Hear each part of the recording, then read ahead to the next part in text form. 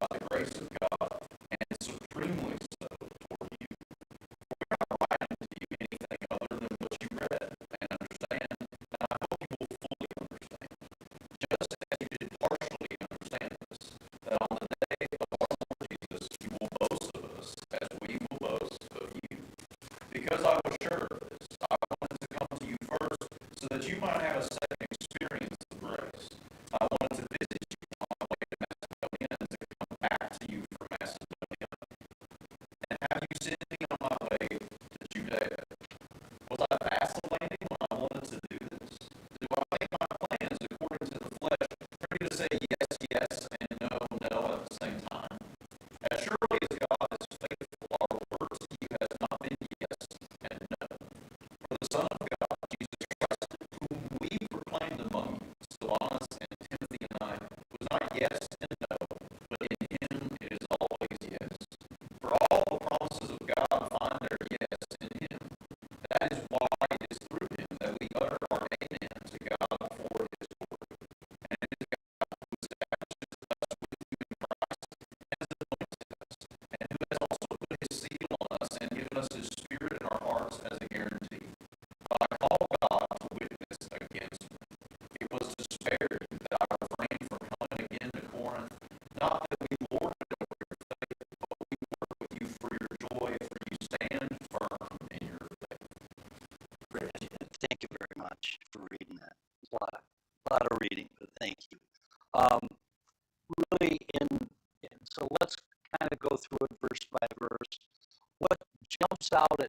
or jumped out at me in verse 12.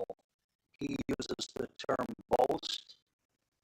He uses the word conscience. And then thirdly, he talks about simplicity. And,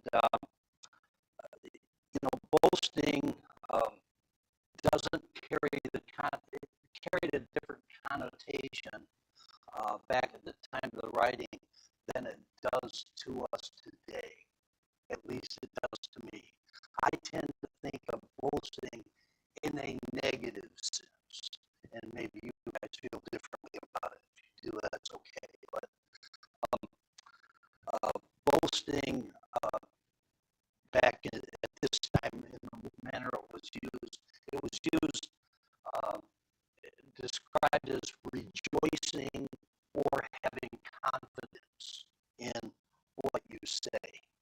And that's important for us because, well, it was important for them because Paul used it in a positive sense to get across the idea that he showed a lot of confidence